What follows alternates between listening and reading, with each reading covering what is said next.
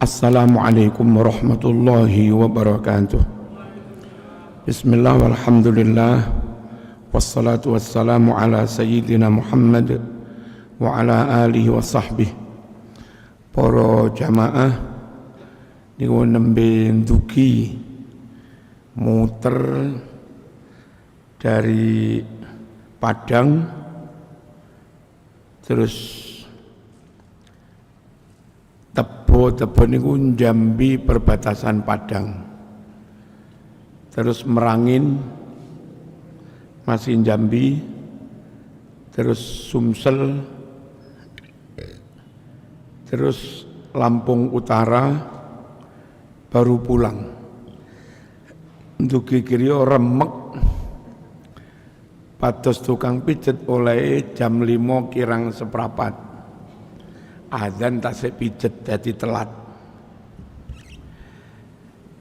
Para rawuh ingkang minulya,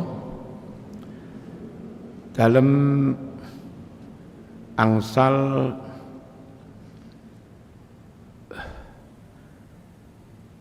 dawuh-dawuh dari Kiai Ihya Nur Ihya Surabaya mengkritisi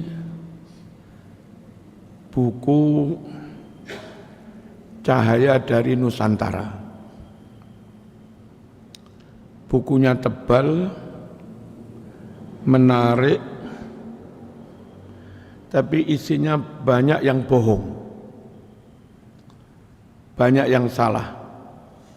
Dan karenanya umat Islam harus berhati-hati.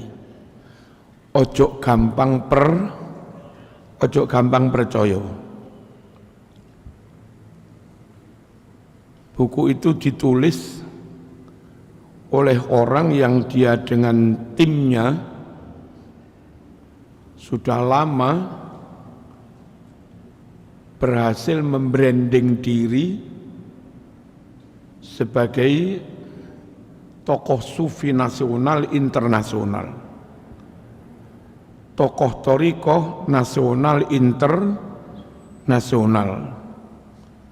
Belum lagi keberhasilan dia mendekat ke istana juga. Belum lagi keberhasilan dia membuat majelis taklim, majelis sholawat dan majelis taklim. Yang sejatinya kalau orang awam mungkin melihat banyaknya jamaah ya tokoh besar. Tapi kalau orang pondokan, lah wong ngaji ini kadang ra cocok karo kitab yes. Lek wong pondokan wis gak percaya. Hanya orang awam kan gak tahu itu cocok dengan kitab atau tidak. Belum lagi kemana-mana berjubah.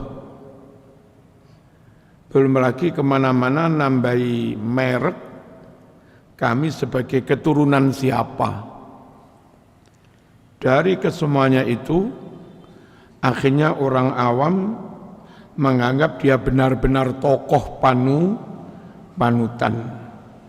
Saat sudah mampu mensihir, menghipnotis umat awam sebagai tokoh paling top, maka saat dia dawuh berdasar mimpi itu ada makam ulama, bikin kijing. Berdasar mimpi itu ada makam wali, bikin kijing. Ya orang percaya karena memang dianggap sebagai tokoh yang luar biasa itu tadi. Kemudian ketika menulis buku lalu banyak yang tidak valid, banyak yang tidak akurat. Orang awam kan nggak ngerti. Yang dilihat, wow ini tulisannya fulan mesti top itu. Nah, bagaimana para jamaah menfilter, menyaring supaya yang kita amalkan itu yang sahih. Kalaupun dapat keterangan yang sahih bisa dipegangi dilakoni gawe sangu sampai mati. Dan dijamin besok dihisab ya selamat gitu loh. Enggak hanya berdasar pinternya marketing, pinternya branding, pinternya bercuap-cuap. Ojo. Allahumma shalli ala sayyidina Muhammad. Satu, pastikan orang yang dawuhnya kita ikuti itu orang yang jelas sanad keilmuannya. Dengan niku di Malang niki kalau misalipun nderek Gus Takyudin Mergosono, pengasuh Nurul Huda putra ini Mas Duki, dia putra Mas Duki dan sekian tahun mondok di Sarang. Wis jelas lek Sarang muridnya Mbah Maimun Zubair lah. Ngoten niku para rawuh, orang yang bisa dijadikan rujukan dia punya silsilah ilmu. Paham nggih? Ojo wong sing tahu-tahu cobaan terus enggak jelas dari mana dia ngaji, berapa tahun dia mondok, berapa ratus kitab dia kuasai, enggak jelas. Ojo para rawuh. Allahumma shalli ala sayyidina Muhammad. Misale teng Malang niki panjenengan nderek Gus Sultan misalnya mantune Ki Suyuti, nggih jelas piyambake dulu muridé Mbah Basori. Dalam Quran meskipun mungkin kalau kitabnya kita ada kemungkinan yang sido kiri lebih top, yang Lirboyo lebih top, tapi sebagai murid Ki Basori itu sudah bisa dijadikan pegangan. Jelas. Ojo sampai ngaji mendengar yakin kepada orang yang sejarah sanadnya enggak jelas. Gading sekarang pengasuhnya Mbah Yemat itu sekian tahun mondok di Sarang. Jelas para rawuh dapat ilmu dari Mbah Maimun Zubair. Lalu yang Kiai sepuh tapi ada Kiai Mukhtar Ghazali Karang Ploso. Dia murid langsung dulu dari Mbah Said Ketapang. Mbah Said Ketapang alumni atau murid dari Mbah Yakub Siwalan Panji. Dan masuk Mbah Ustadz niki. Siwalan Panji, Mbah Sidoarjo. Mbah Yakub itu guru sekaligus mertuanya Mbah Hashim As'ari. Itu juga jadi gurunya Mbah Said Ketapang. Mbah Said Ketapang dulu punya banyak murid di Malang niki, antara lain Mbah Baidowi Sanan sini, terus Mbah Munir Babatan Arjo Winangun, niku muridnya Mbah Said Ketapang. Terus Mbah Suyuti Dahlan niku ya alumni Ketapang. Sakniki sing tasih umure dawa Mbah Mukhtar Ghazali niku alumni Ketapang. Biyen Mbah Mansur Pondok An-Nahdiyah sak ulone Masjid Kembari lho. Karang Ploso di Sopo kuwi. Itu juga muridnya Mbah Said Ketapang. Ngaji kepada orang-orang begini dari Mbah Said asli hatam kitab Ihya. Asli hatam kitab sak pirang-pirang, itu ilmunya ada runutnya. Dawuh-dawuhnya yang berdasar kitab, berdasar keterangan dari gurunya bisa dipegangi para rawuh. Senajan ya duduk keturunane sapa-sapa, senajan ya gak iso cobaan, senajan ya gak iso apa iki? Gak iso membranding diri sebagai tokoh nasional. Niki masalah kebenaran, masalah substansi, bukan masalah merek, bukan masalah branding.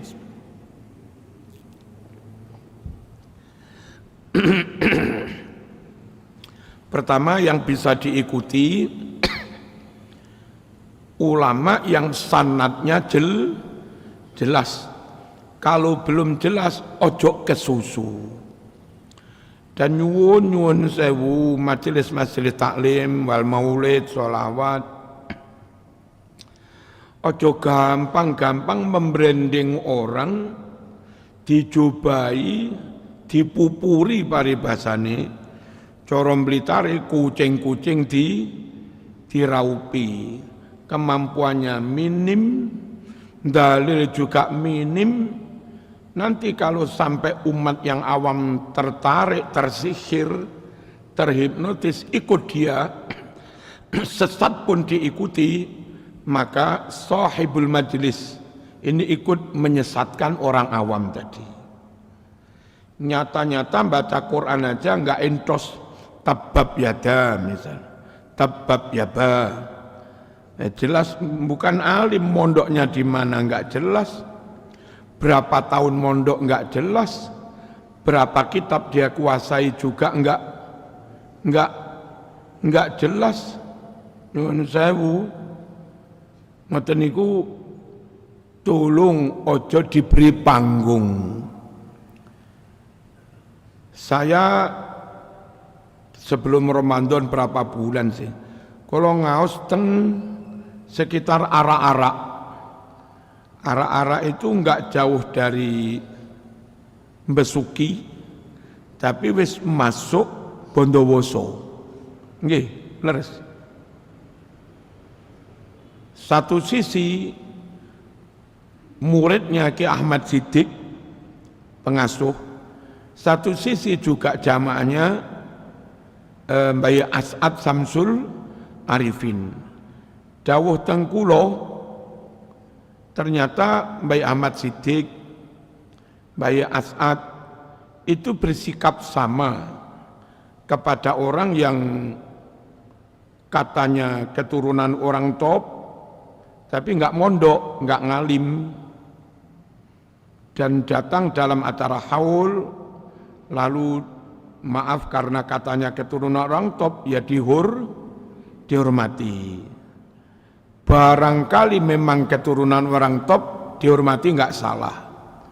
Tapi kata beliau sikap Mbah As'ad, ojo diwe mik. Artinya jangan diberi peluang dawuh, berfatwa, ceramah. Wong hari-hari jualan di pasar kok, bukan alim. Lah kok mau wai mik.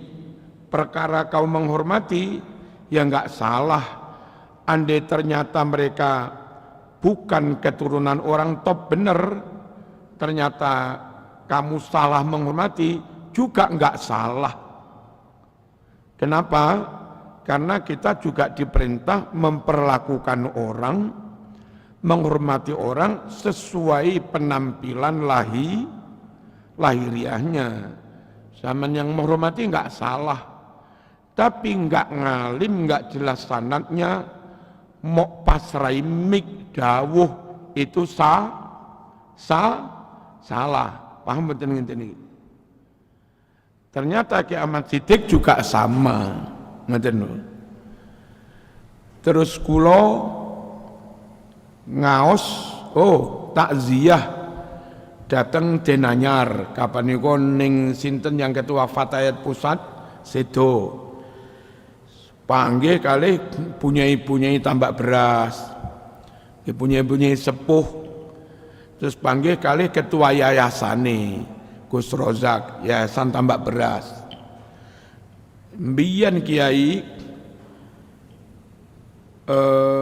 Mbah Yai Wahab dawuh, wong yang penampilannya top, jubahnya top, gayanya juga top, ya khair ya salam, taib ya khair ya salam. Gayanya luar biasa, jubahnya juga luar biasa. Yang katanya juga keturunan orang luar biasa, tapi enggak alim. Apa kata Mbah Wahab? Ojo sampai dipilih jadi ketua di lingkungan NU ini. Ojo diamanati mimpin, ojo diamanati mimpin organisasi. Ya perkara melok kersane, melok dadi jamaah. Gitu. Tapi lek dadi ketua gek randuwe ilmu mung menang penampilan itu bahaya. Sekali lagi hampir mirip-mirip para rawuh. Cuma kalau Mbah Wahab dari sisi keorganisasian, lalu kalau Mbah As'ad hati-hati, ojo duwe mik, hati-hati soal fatwa. Hati-hati soal ilmu. Allahumma shalli ala sayyidina Muhammad. Tapi nggih mboten ngenyek, ya tetap dipinarakaken, dihormati. Paham mboten ngeten iki?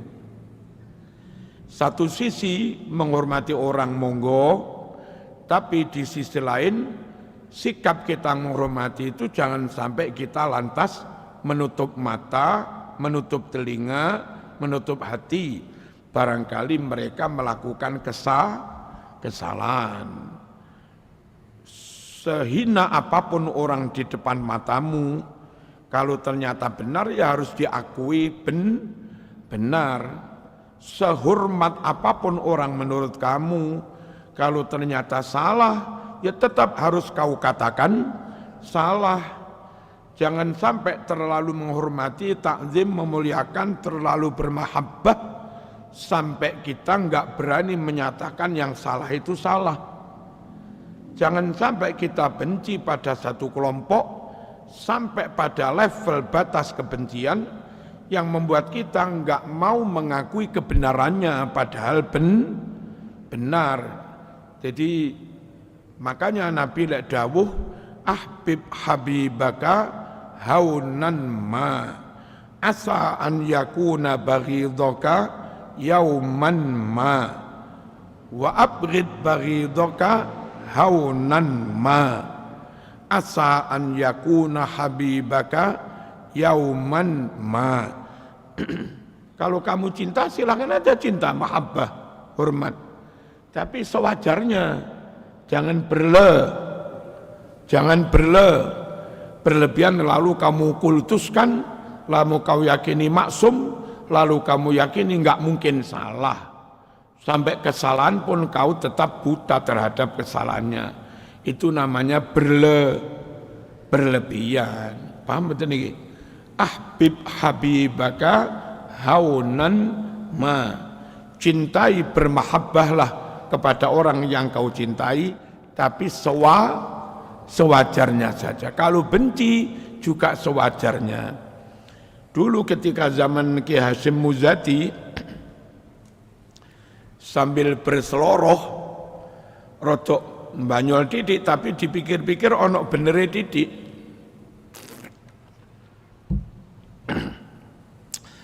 NU itu aswaja, singkatan dari Ahlus Sunnah wal Jamaah. Tapi kata beliau aswaja itu juga asal wajar-wajar saja. Aswaja apa? Asal tidak berlebihan. Berdandan ya sak madya sak pantese. Zaman khutbah tupeh sah damel kaos ya sah tapi enggak pantas. Zaman orang awam bodoh cobaan serbanan minyak wangian tasbih puter terus ya salam ya ora pantes. Awan dodol minyak wangi, bengi dodol branding kaya ulama besar. Itu enggak wajar dong ngoten niku. Wajar mboten? Mboten. Aswaja niku kata Mbah Hasyim Muzadi asal wajar-wajar saja. Kula panjenengan tampil jadi umumi wong Islam, wong awam, dudu ulama besar. Lamun kula diarani ustaz nggih ustaz biasa mawon, maka tampil ngeten iki pun wajar pun, asal wajar saja. Coba kula dugi teng mriki terus cobaan gamisan, sukaca motoan ireng serbanan damel sal halu nggawe teken teko teng mriku kif anta ngam ya khair mboten wajar blas wis jenenge Marzuki bocah Blitar irunge mlesek kakean penampilan wajar mboten mboten. Nah sak madya aswaja balik aswaja apa iki asal wajar saja. Allahumma shalli ala sayyidina Muhammad. Kula nate diundang acara manten teng Sampang napa pundi. Teng mriku niku kadang wong rada dadi ustad pun cobaan. Wong duwe pondok cilik, pondok didik wis diarani kiai wis cobaan. Serbanan. Kula ni diundang ngaos manten. Nah, krana kula tiyang Malang enggak biasa serbanan. Nggih kopiah ireng ngeten iki kelambi biasa terus disupir adik kula niku adik Ibu Nyai alumni Lirboyo.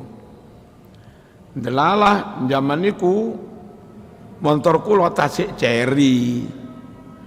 Kanca Madura niku lek dadi kiai montore nggih pun sae.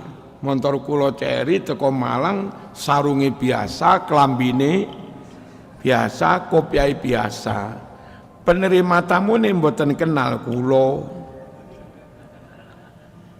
Disuruh parkir agak jauh nggih manut mawon. Parkir agak jauh. Terus disuruh duduk di belakang nggih manut mawon pancen wong biasa. Sing adik kula nyupiri niku malah ken bantu bagi-bagi napa? Bagi-bagi mam niku wong yo enggak ngerti mboten salah mereka. Acara ini mboten dimulai-mulai rupa-rupanya nunggu kula. Padahal kula nggih pun ndugi. Pada akhirnya acara dimulai akad nikah tanpa melibatkan saya. Kula tetep lungguh nang mburi teng pojok.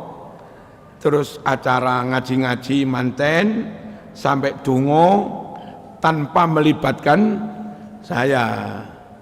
Pas acara pulang salaman-salaman ya kayak umumnya orang datangi manten pakai apa? Pakai amplop Mas Ya.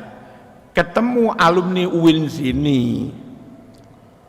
Loh, Ki Marzuki dateng. Engki, Ki Marzuki datang, iya. Duduk di mana? Di belakang. Lah, kenapa di belakang? Emang disuruh duduk di belakang.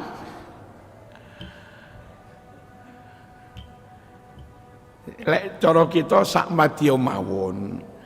Lek mboten sak madya khawatir umat niku keliru. Yang ulama, yang alim tidak dianggap ulama. Yang bukan ulama karena dandanan dianggap ulama. Akhirnya yang bukan ulama berfatwa. Bisa-bisa dhalla wa adalla, sesat dan menyesatkan. Hati-hati nggih. Hati-hati. Pertama nopo soal sanad. Sanad itu berguru pada siapa? Jejak ta'allumnya jelas. Jejak apa namanya, rekam jejaknya jelas. Pimpinan yang di Hatam Bukhari Muslim Ihya di Karangsono Kanigoro Blitar semaring ngono nang ndi, nah bla bla bla bla. Nomor 2, dari dulu sampai sekarang juga lurus mawon. Korupsi nggih mboten nate, nyogok nggih mboten nate. Main duit politik, nyuwun sewu dadi tim sukses, lalu dapat upah ratusan juta nggih mboten nate, onone mung kiai lurus mawon mboten kakean pola, bukan kiai pemain. Paham nggih? Karena setelah orang itu dikenal umat, ada yang tetap fokus ngopeni agama, menyelamatkan umat, membimbing umat, enggak pernah neko-neko, itu yang harus dijadikan panutan berorabu. Tapi ada juga yang mulai belok kanan, belok kiri, banting setir, karena jadi kiai nyuwun sewu, sekali ngaji rutinan 500, sak pol-pole sak juta. Sementara begitu masuk jadi tim sukses Pilpres, sekali dapat bisa 1 M, bisa 2 M.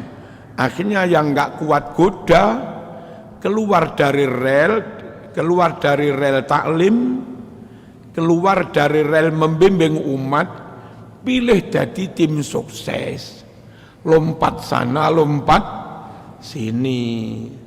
Ya, sebagai ulama tetap kita hormati dia, tapi untuk benar-benar jadi panutan, dicekeli dawe sampai digawa mati, kuwi kiai sing lurus wau. Paham ya? Kalau dari ucapan saya ada yang salah, monggo dikoreksi. Jadi menjamin kealimannya, sanadnya harus jelas, menjamin komitmennya, konsistensinya harus jelas. Mboten lompat-lompat, mboten mencela. Dan kepada umat, kalau ada kiai yang lurus dari dulu, lalu sekarang nyun sewu ceramahnya diedit-edit, kemudian ada ditambahi suara dari AI, seakan-akan koyok ceramai wong kuwi tenan, seakan-akan koyok sikapi wong kuwi tenan, padahal sampean ikut di sini 20 tahun nggak pernah terjadi begitu-begitu. Nah, mohon jamaah jangan gampang percaya pada fitnah dengan cara mengedit-edit foto, mengedit-edit ceramah, digaduk-gaduk ini ditambahi AI, akhirnya masyarakat malah 20 tahun tak percaya tiba ngono. Padahal aslinya tetap lurus mawon. Saking sampeana sing gampang terpengaruh dengan editan, gampang terpengaruh dengan medsos. Harusnya kalau punya guru istiqomah puluhan tahun, suatu saat difitnah orang, sampean jangan langsung bersikap, cari dulu informasi, konfirmasi, klarifikasi, gitu loh. Halo? Nah, beberapa warga atau jamaah merotoli dari kiai yang sudah dia ikuti puluhan tahun, itu ya perkara framing, perkara fitnah. Ustadz niki saapi kaya ngopo, lek digedhingi kelompok iki wis dielek-elek ae. Delalah nomor kula iki masuk di grup sing gaweding karo kula. Nggih, prasa kula ya gak tau nyolong, ya gak tau main wedokan. Nah, ya gak tau misuh-misuh, tapi lek ngelok-ngelok ini ya pol-polan para rawuh. Lah ngono ki lek jamaah moro-moro percaya kan ya aneh. Paham nggih? Sakniki usume ngoten niku. Kiai sing kelompok iki karo kelompok iki piye carane dielek-elek, dijatuhkan supaya enggak dipercaya umat, meskipun sejatinya enggak pernah melakukan itu. Nah, jamaah lek wis ketemu kiai sing lurus tenan bertahun-tahun, terus ngalim tenan sanaknya jelas, monggo digandoli.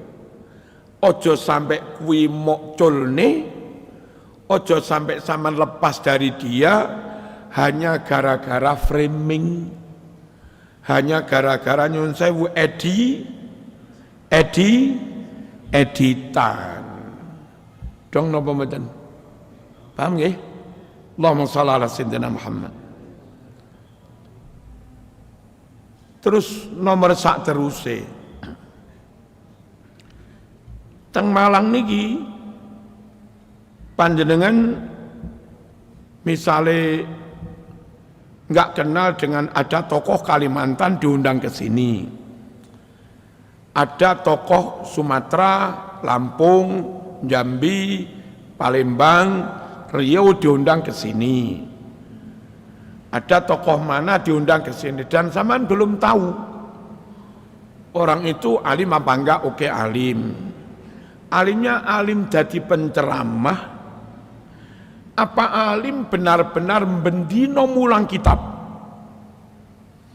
Karena wong alim ceramah duwe wawasan, tapi belum tentu punya rujukan kitab, itu tetap beda akurasinya, beda validnya jika dibanding misalipun nyun sewu Mbah Aziz Lirboyo, Mbah Kafabi Lirboyo, Mbah Huda Ploso, boleh dawuh ayo atenan pancen kitab yo ngono. Lah kok kitab ngono, lah bendino penggaweane mulang napa? Penggaweane mulang kitab. Jika ada penceramah dari jauh, termasuk dari luar negeri, yang panjenengan enggak bisa mengukur orang ini alim temenan apa enggak, kena dicekeli temenan apa ora dawe, jenengan tanya ke ustadzmu di Malang, sama ngaji nyun sewu ke Kiai Hamid Manan, tangklet Kiai, kulo badhe ngrawi pengajiane Pak niku, mengke minta referensi dari Kiai Hamid Manan, minta referensi dari Gading, Mbah Yemat Gading, halo, minta referensi dari misalipun Gustad Yudin Mergosono atau Dr. Niam Mergosono, dokter tapi alim kitab kuning, monggo. Atau misalipun zaman jamaah Kiai Saifuddin Zuhri, tangklet rumiyin teng Kiai Saifuddin Zuhri, ya napa penceramah itu saya napa mboten? Masyarakat nek mboten diwai awer-awer ngeten iki ngawur ae. Wis bertahun-tahun ngaji ning Gading, moro-moro plas ilang gara-gara kena ceramai wong kuwi sing sepisan. Lah ngoten niku. Hati para rawuh, niki bukan soal gagah-gagahan. Ustadku Mas jamaah suwida ewu enggak perkara akeh jamaah. Niki perkara wong kuwi pinter tenan apa ora, ngalim tenan apa ora, istiqomah tenan apa ora, konsisten temenan apa ora, bersanad temenan apa ora, lurus temenan apa ora, sehingga dawuhe kena dicekeli. Perkara jamaah didik akeh, lembiyen nabi-nabi umatnya kadang mekur didik lang ya. Nyun sewu mengerti Gusmi Ploso. Gusmi itu berguru kayak kitab Ihya, kitab gede-gede itu kepada Kiai Mas Hudi Madiun, exit sebelum Madiun apa jenenge? Caruban kanan. Nah, enggak jauh-jauh, paling 3 kilo dari exit itu. Ya Mas Hudi niku awan nyitak boto. Jadi akeh tanggane enggak ngerti lek Ki Mas Hudi ngalim tenan. Terus ngarit ngopeni sapi. Jadi wong awam ya ngarani kuwi wong biasa, tukang ngarit. Tapi bengi mulang tafsir, mulang Ihya, mulang Bukhari, muridé loro telu termasuk Gusmi. Jadi murid akeh jamaah akeh itu nun sewu itu krana pinter marketing, krana pinter branding, krana pinter mempublish publikasi. Lah sementara ke lurus enggak urus muridku akeh, murid didik gak urus. Pokok ono murid ya tak wulang, renek murid wiridan, kesel wiridan ngopi. Wis.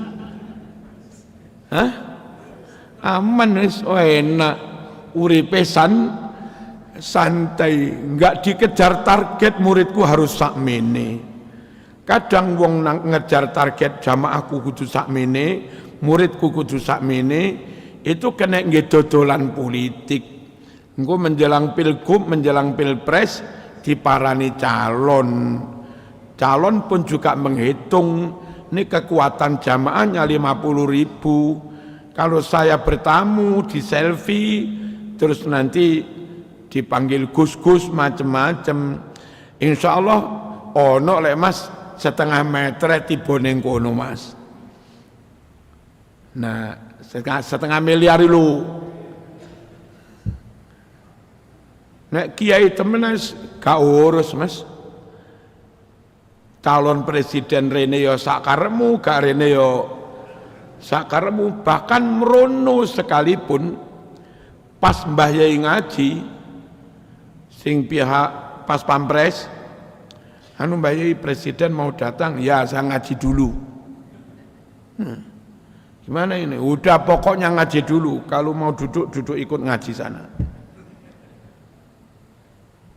Dia nggak mau di bawah presiden, dia di atas presiden, dia yang ngatur kedatangan presiden. Contohnya antara lain nyun sewu lek mbiyen Buya Dimyati Pandeglang niku lek Mbah Harto badhe rawuh ya Mbah Harto kudu sing manut Buya Dimyati. Mau jam 2 nggak bisa, saya masih ngaji. Jam berapa? Ya kalau mau jam 4:30. 4:30 ada rapat, ya terserah. Yang butuh sopo. Lho niki lho para rawuh ulama tenan ning ngono kuwi. Halo. Halo. Allahumma shalli ala sayyidina Muhammad. Jadi sanate jelas, lurus track recordnya jelas, terus bukan pemain dalam tanda petik, paham ya? Bukan pemain. Termasuk nyuwun sewu, mungkin di NU, mungkin di Muhammadiyah, ada tokoh kiai ustadz yang lurus dakwah mawon ngopeni umat, ada yang senengane iku dadi ketua, ngarang kitab yo gak tahu, mulang pondok yo ora, khataman Bukhari yo nggak tahu, tapi begitu arep ono pencalonan, ngalor ngidul konsolidasi, dia bidik posisi mawon, buatan benar-benar lurus pengen khidmah.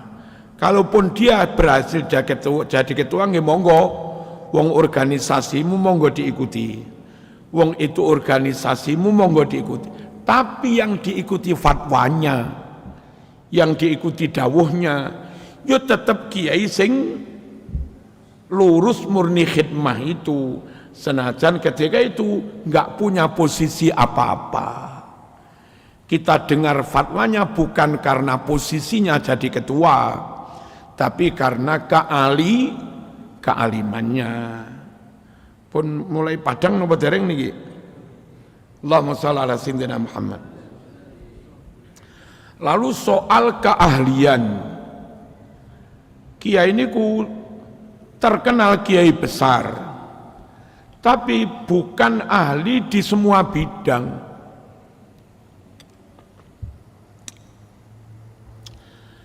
Kiai terkenal ahli organisasi, sampai jadi ketua PP Muhammadiyah. Lalu dia profesor doktor.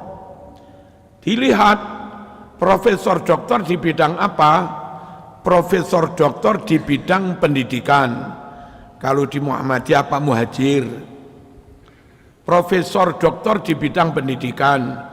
Dulu Muhammadiyah Pak Malik Fajar. Halo? Ketarbian pendidikan. Lalu Ki Said Agil, profesor doktor di bidang sejarah, filsafat, tasawuf. Yai Said nyadari betul fikih bukan bidang saya. Nyadari. Nah, umat juga harus memposisikan masing-masing pada bidang keahliannya. Meskipun dia terkenal top, ojo dalam semua bidang berbicara lalu dijadikan pegangan. Belum tentu itu jadi keahliannya. Nyun sewu, ahli sejarah misalnya. Yo, kalau di Indonesia misalnya yang gondrong panjang sepuh itu, Profesor Gonggong, siapa itu?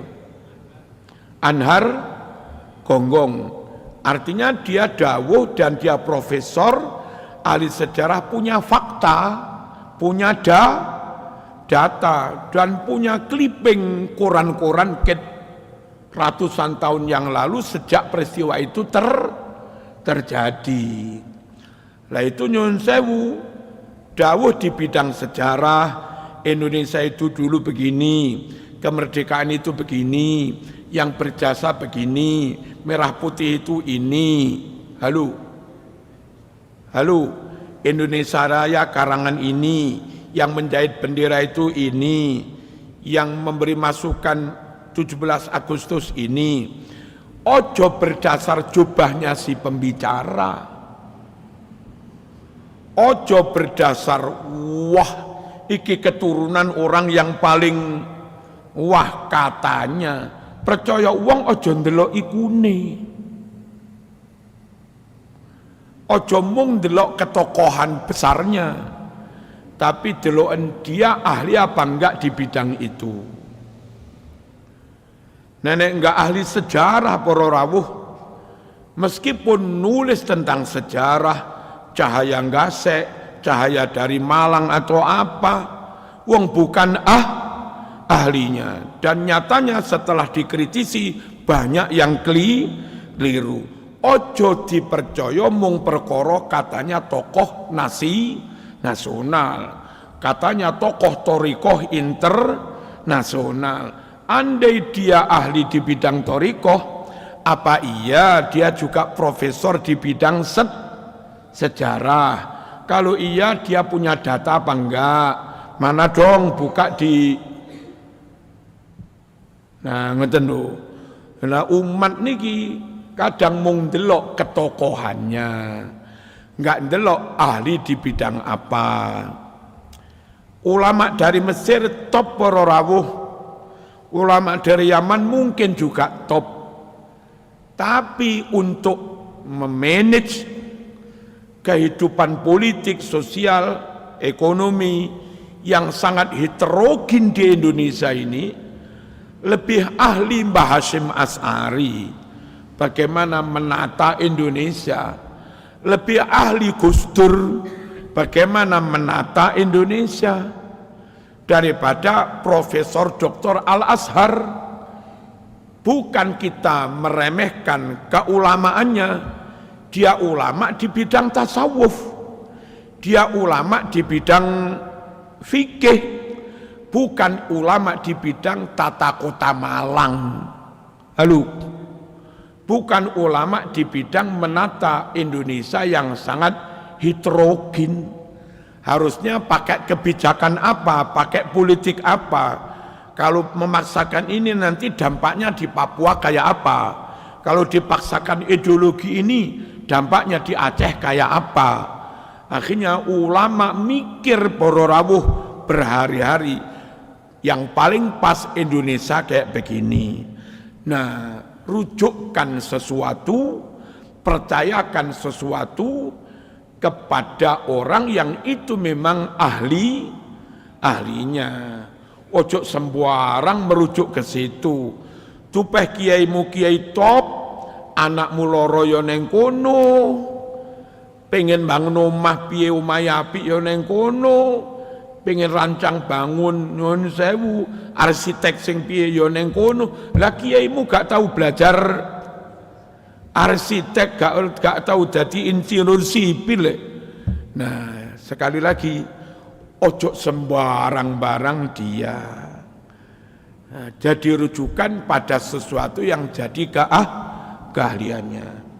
Kalau orang yang katanya tokoh sufi internasional, nyun sewu, kau jadikan di bidang rujukan di bidang tasawuf, harus jelas riwayatnya. Dulu belajar tasawuf dari mana? Khatam kitab Ihya dari mana? Terus ngaji tentang teorinya Al-Arabi Ibnul Arabi dari mana? Ngaji tentang Al-Ghazali dari mana? Mondoknya di mana? Kalaupun itu enggak jelas para rawuh, enggak ada riwayat begitu, dan enggak ada riwayat ngarang kitab tasawuf, ngarang kitab thariqah. Nyun sewu, meskipun di branding sebagai tokoh apalah nasional, internasional, yang enggak harus dipercaya. Dan kalau dawuh di bidang itu ojo kesusu dipercaya, dia memang menang branding, tapi hakikatnya belum tentu. Aluwong langsung sowane nang Yai Mat Gading, Yai soal thariqah niku dus pundi Kiai? Mengke langsung dawuh, anu Kiai, thariqah niku ngeten, pun pecah dadi niki, sing saged didhereki niki mawon, niki mboten sebab niki mbiyen ngoten. Mending ngoten niku para rawuh, duduk tokoh nasional tapi roh tenan. Wong bendino nglakoni thariqah, bendino ngamali thariqah lan maca kitab tasawuf. Paham? Apa iku mau?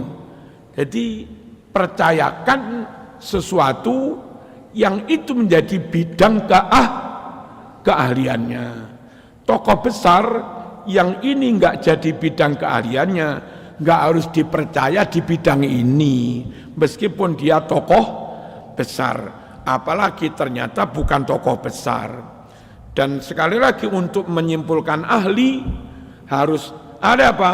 Ahli sejarah, S1-nya di mana, S2-nya di mana, doktornya di mana, profesornya kayak apa, menulis kayak apa. Kita percaya dia ahli secara ahli fikih, ahli tasawuf dan segala banyak.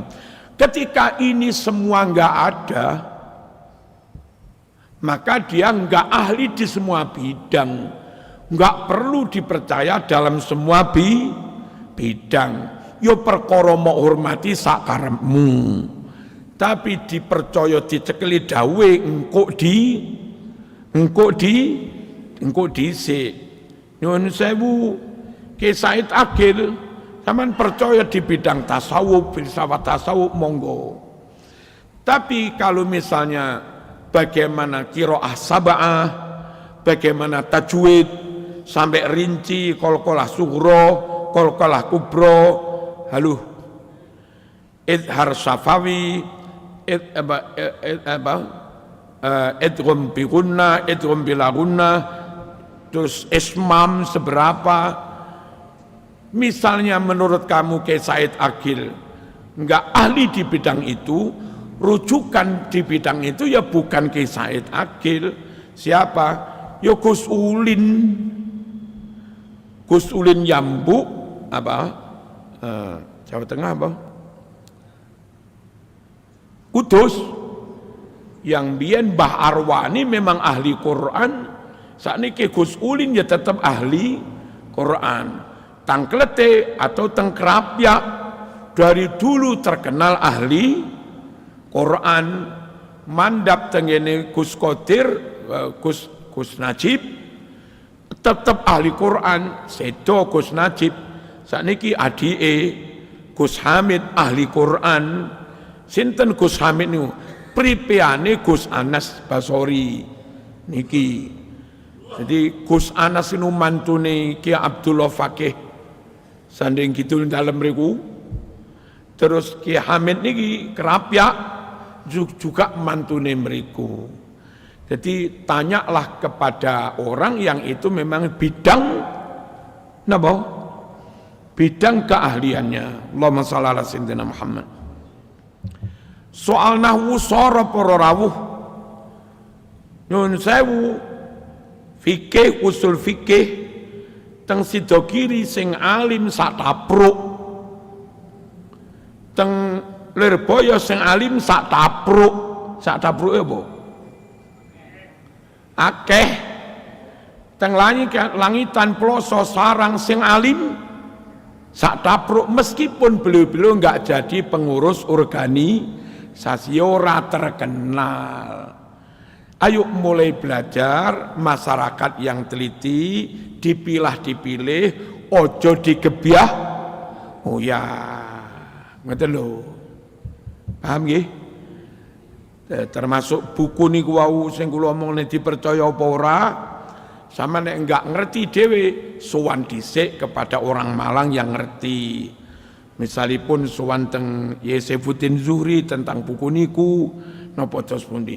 Dene sampean dhewe bisa melakukan penelitian, penulisnya sopo. Si penulis itu menulis di bidang sejarah, dia dari mana merasa ahli di bidang sejarah. Lalu kalau perlu sampean ke sana, ke Leiden sana, karena data-data clipping peristiwa yang ada di Indonesia itu disimpan di Leiden. Tulisan-tulisan ulama Nusantara, makhtutah tulisan tangan juga dikoleksi di Leiden Londo kono. Setelah kamu cek ke sana kemari, ternyata memang oke, dia memang benar-benar profesor di bidang sejarah, lah monggo buku ini kau percaya. Kalau ternyata enggak ada riwayat ahli sejarah, ditanya ke sana kemari ya enggak cocok. Lalu sampean sempat ke Leiden dicocokkan data, enggak cocok juga. Yo ojo dipercaya, meskipun katanya wong top, meskipun katanya tokoh internasional, wong katanya. Halo. Dan biasanya orang yang enggak benar-benar tokoh temenan, begitu jabatannya hilang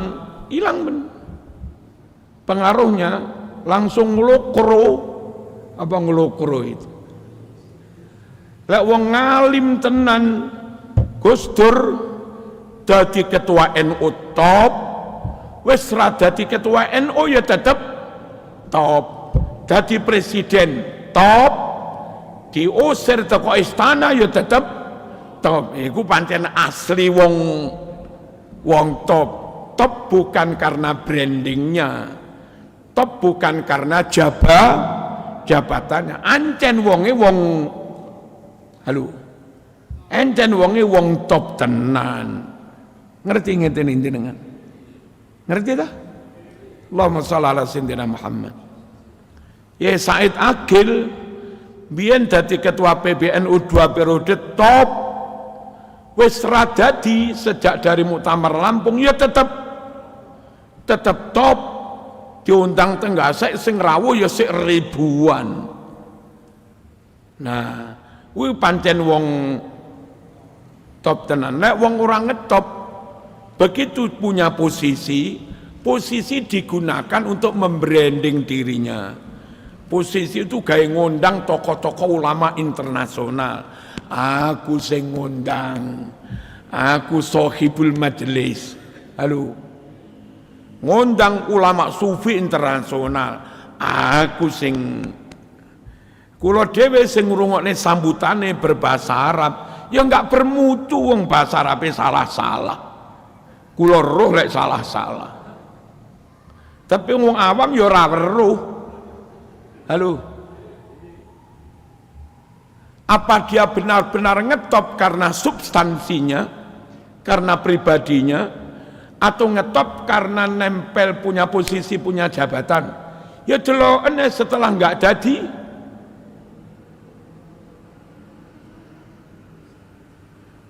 Sik ditokohkan sebagai ulama internasional apa ora? Para rawuh enggak ada maksud untuk apa-apa. Tapi saya kepingin siapapun kalau dawuh salah ya salah. Kalau dawuh bener ya bener. Nah, bagi orang awam ngerti roh bener kuwi takono kiaimu yang dari dulu jadi panutanmu. Halo? Terus ojo gampang ikut-ikutan. Ojo ndelok kandele buku. Kandeli guru mesti akurat, guru mesti valid. Ngoten lho. Kula nggih mboten bermusuhan karo sapa-sapa. Nggih. Dulu Imam Bukhari wani hadis iki buang. Palsu prowine ini tukang ngapusi. Imam Bukhari wani ngarani iki tukang ngapusi, iki tukang mungkar, iki tukang maksiat. Omongane riwayate ra kena dipercaya, hadis lemah dhaif palsu, iki pikun ra kena dipercaya. Wani Bukhari ngaran, apa ngelek-ngelek wong Islam? Apa dalam merambang hina orang lain? Sakarepmu mau arani menghina. Tapi dengan adanya Imam Bukhari wani ngarani, iki dhaif, iki ra kena dipercaya. Akhirnya sunnah dan hadis terselamatkan. Yang dipegangi hanya yang sahih tok bro. Andai Imam Bukhari enggak berani mengatakan, buang, ini wongnya enggak kena percaya, buang, iki tukang khianat, buang, iki tukang ngapusi, buang, iki wong lalian, buang, iki wong pikun, buang, iki wong ngeroyok bojone wong, buang, enggak usah dipercaya ucapannya. Andai Bukhari enggak ngono bro rawuh, hadis campur-campur antara yang dhaif dengan yang sahih, antara yang asli dengan yang palsu. Terus siapa umat melakukan sunnah dikira sunnah tenan, dikira ono ganjarane tenan, lah tibae aspal, dikira asli tibae palsu. Sekali lagi menawi kula atau siapapun kadang matur iki lho sing kena diikuti, iki lho kena diikuti, mboten dalam rangka menjatuhkan orang, tapi dalam rangka umat ojo sampai ikut-ikut khurafatnya, ojo sampai ikut-ikut kebatilannya. Dil apa ora? Terus kula nggih pun ceramah ngene ket mbiyen, lek pancen nyun sewu perlu diklarifikasi, nggih monggo ketemu. Ojo serang-serangan neng grup. Ketemu mawon penake piye? Apa sih Marzuki? Saya nderek kiai-kiai kula pengen njogo agama. Ojo ditambah-tambahi, ojo dikurang-kurangi, ojo dirubah-rubah. Ini harga mati.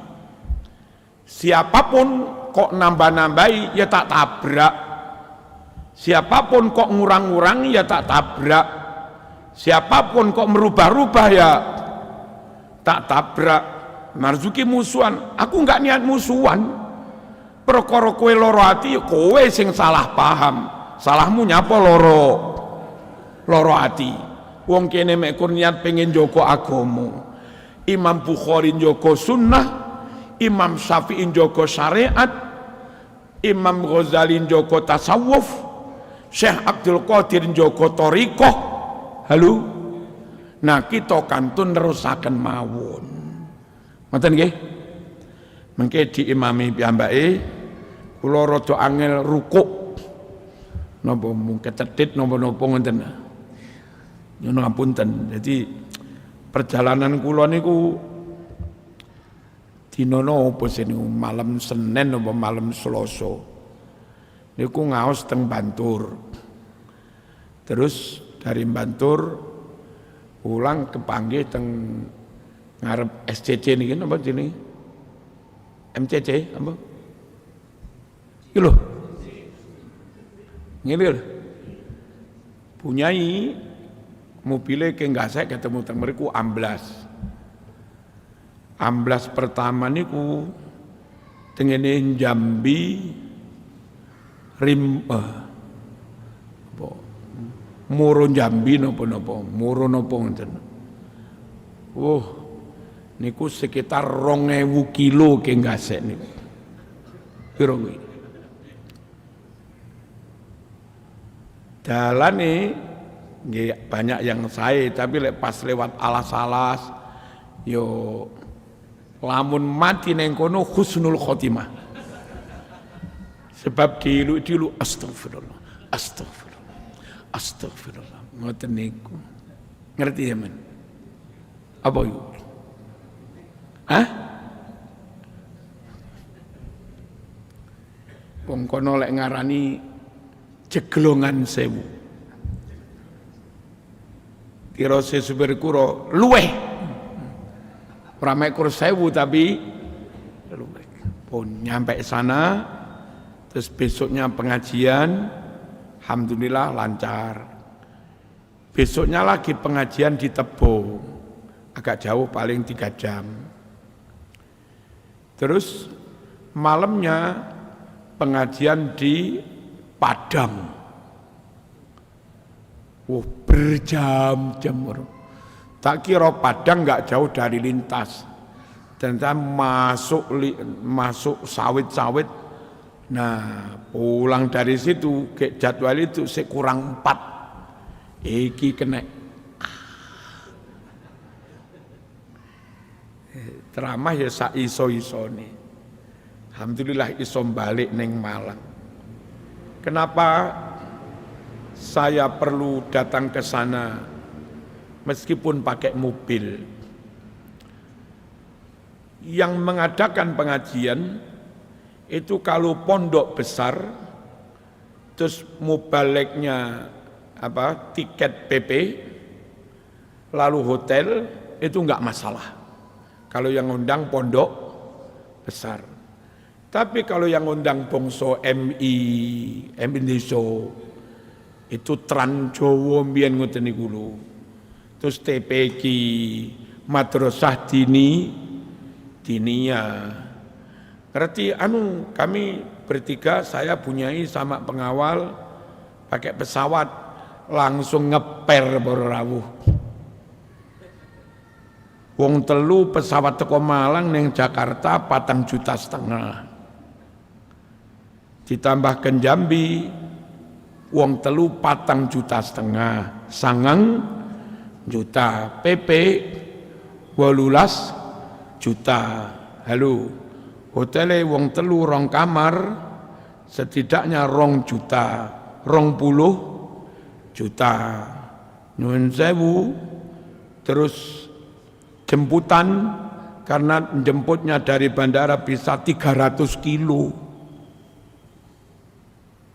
Yang di Padang itu bisa-bisa 400 kilo dari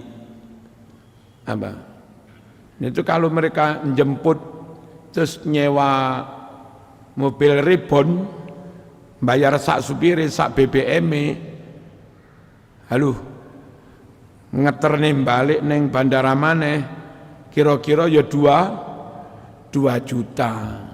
Jadi mikir tiketing, akomodasi, kayak sing ngundang mek panitia haflah MI.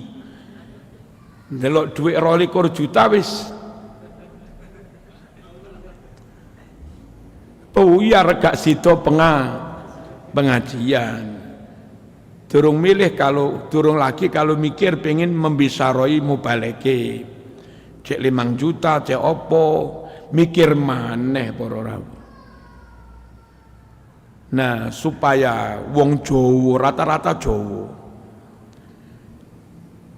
keladenan sedoyo bisa diladeni semua. Baik yang undang itu pondok besar atau yang undang itu yayasan kecil, maka kami milih pakai mobil. Andai panitia itu hanya mampu menyediakan biaya 4 juta, enggak masalah, wong kami datang sendiri gitu loh. Paham ya? Jadi remek-remek tak lakoni boleh ngoten niku. Terus ada satu yang sambat, dulu Kiai nate ngundang sak lintune panjenengan, tapi pondok rodok gede jadi memang kuat. Terus pundi nyuwun sewu nikune tok nyuwun 40. Belum tiketing PP, belum hotel, ngoten niku. Nek kalih panjenengan Kiai enak. Teko-teko dhewe. Cuma teng mriku niku sing bahaya BBM. Jadi rata-rata pom niku wis diantri truk-truk sekitar mriku. Itu ternyata truk kulaan. Nah, pengendara jalan umum niku ra kebagian BBM. Tumbas dekslet belum tentu ada. Tumbas namanya iki sing jurigen pinggir jalan kan kuat mriku niku. Niku pernah kami tumbas ini ternyata oplosan. Blebek mobil kula. Bahayane niku tok. Nah, carane piye? Sebelum nyebrang niku mbuh dekslet mbuh apa kudu wis full di Merak. Mangke teng tol sampai Palembang kadang lek SPBU tol seenten meskipun dekslet rodok larang sekali isi hampir 2 juta. Saiki dekslet larang tuh. Tapi timbang rauleh BBM. Nah niku lek sekali full sekitar 700 km. Ndugi tenggene titik lokasi niku. Panitia ditelepon, "Kang, aku antrekno BBM." Malah supir kula sing ngantri.